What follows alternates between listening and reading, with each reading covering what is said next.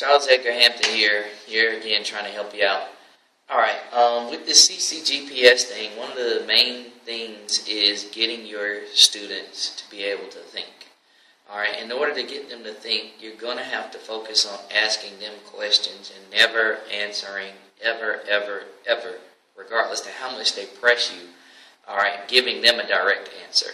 In other words, I only answer questions with questions. I refuse to answer their questions knowing that someone in the class, knows the answer. It's just a matter of us being able to communicate to them, effectively. One thing that will help you do that is, oddly enough, the game Taboo. Okay, because of course in Taboo you have to get your partner or whoever you're playing with, where there's a team. I can't remember whether it's a team or single player game. You've got to get them to a point where they can hear, where they can guess the word that you're trying to direct them to, with, of course, out saying certain just dead giveaway words. And really, when you think about it, that's what we're doing as teachers. We're trying to get our students to draw a certain conclusion, or especially as math teachers, to get a particular answer, by talking around it, If you're going to help them create the equation or the formula based on the process of solving that problem, then you're definitely going to have to set the ground rules. The first ground rule would be no numbers.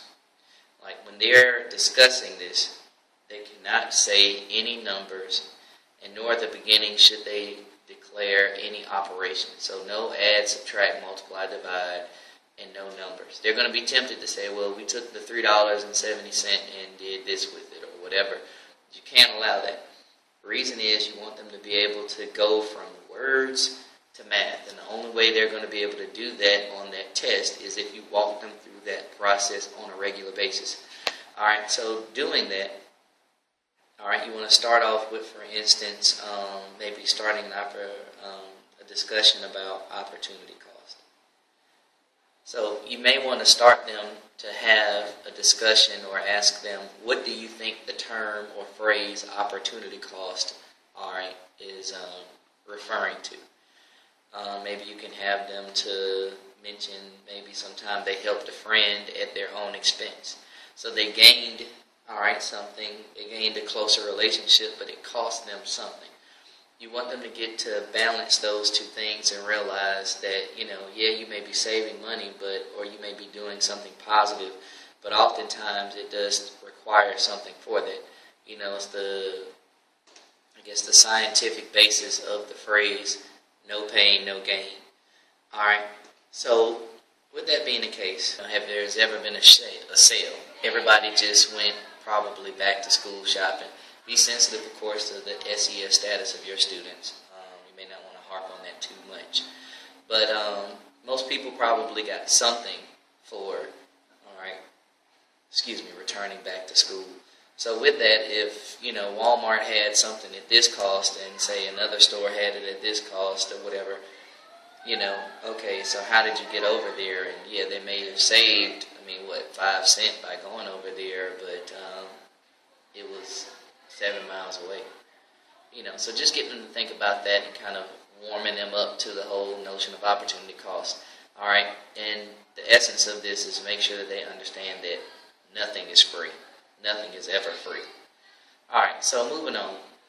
You want to walk them through the process of what it took to solve this equation. So the first thing is they need to understand that the total savings, was equal to whatever money that was gained, minus the money lost. Or, again, I said you can't say minus. So they would say it would be the difference, between the money that you got in or that you saved as opposed to the money that you spent. So anything that you can do to get them to think of the contrast that's there. So difference is the word that you're looking for. Is you want to relate to, of course, being equal. Difference, being, of course, subtraction. So moving on, once they get that, then you direct them to this. So I'm going to start reading the not necessarily a script, but sample questions that I thought about and that I pretty much used when I was going through this. So You can take this time to talk about profit or net income equals gross minus expenses. All right, if you're teaching economics or want to, maybe throw a bone to the economics teacher or something. Or specifically for this situation, you'll move towards the total gas savings is difference in cost to fill up your tank at both stations minus how much it costs to get to that cheap gas, or the difference between those two. All right, so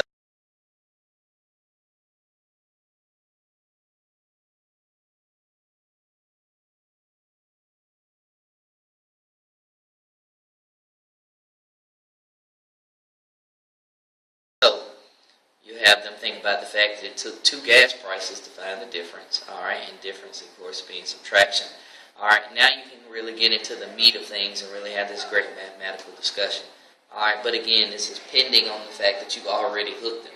If this isn't interesting to you, and I can't imagine an adult that drives a car knowing that gas is cheaper over there and more expensive here and really wondering, all right, are you saving or wasting money?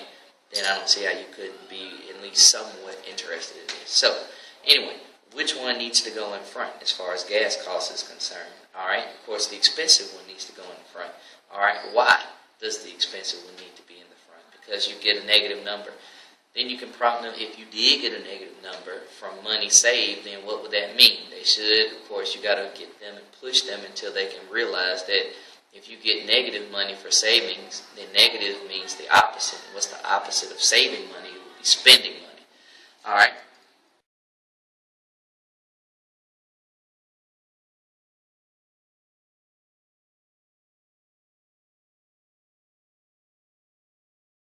Once that is done, all right, then they need to know what was required to get to that cheaper gas station. All right, walk them again through it logically.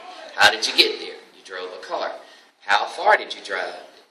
It was the extra distance between those two gas stations. All right, how were you able to drive a car that far? What did you need to drive that far? What did the car require to drive that far? Are you trying to push them towards gas? All right, but again, you have to angle around it.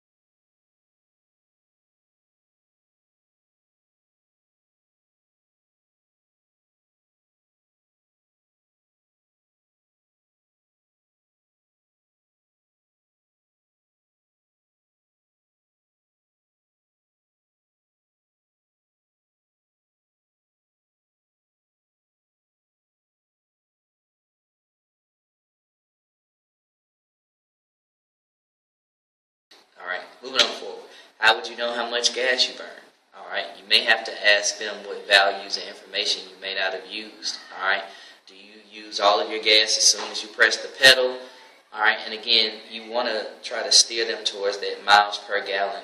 All right, or one of my students said, well, it depends on the rate at which the gas was burned. And that's what you want to get them to in the rate. And a rate is a blank over blank. It's a miles per hour. It's a dollars per hour. It's a gallons per minute. All right, you want to get them to this kilowatts per hour. So get them to that.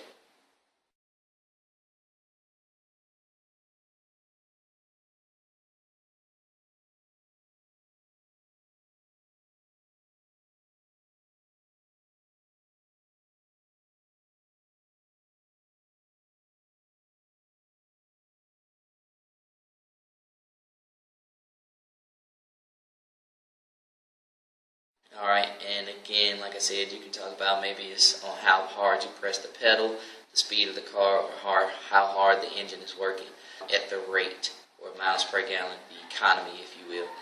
All right, once they know that it took gas, then of course ask them if it's gas free. And then of course they're going to say, no, it costs money. Well, how much did it cost? And so then once they give you that, then you ask, well, how do you put the cost of gas, all right, with the amount of gas? How do you combine those two, all right, numbers or terms?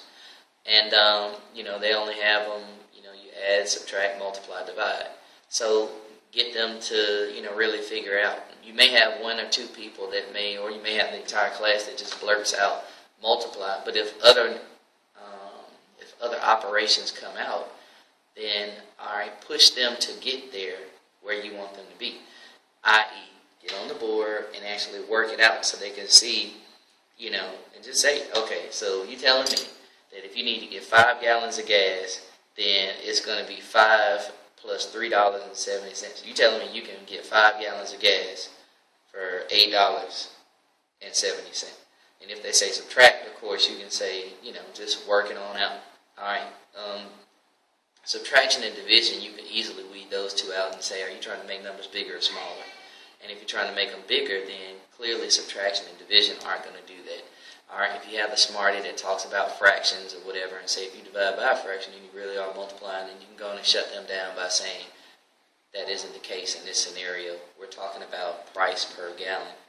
All right, so we have dollars per gallon, and there is no denominator other than 1, so you're really talking about a solid number. So whereas, yes, you're right, and you don't have to just completely chump them off and shut them down, but definitely make sure that you retain, as always, your intellectual authority, all right, over the classroom.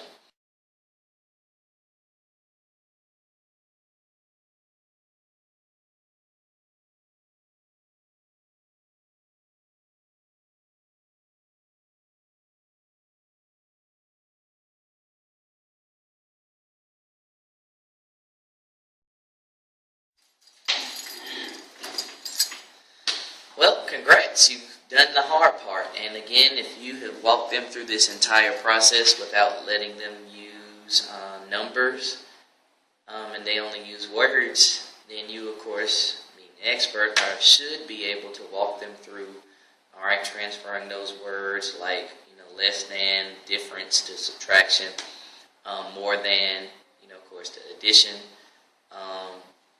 each, per to multiplication or division, whatever, and really, like I said, get them to use language, but understand that the language in those words, all right, are closely tied, of course, to mathematic principles.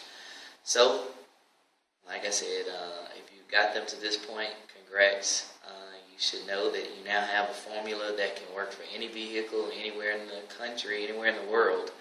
All right, and as far as to determine whether it's worth it to drive to that cheaper gas station that's farther away, or just go and fill up at the more expensive one that's closer to where you live.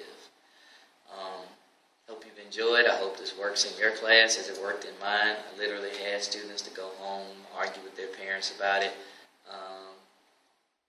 and to really have good debates on whether it was worth it. It may fly in the face of tradition or convention, but that's what math does. That's what science does. All right, it turns what people assumed, all right, either into fact, or it turns it over on its head and proves that it's been foolish the entire time.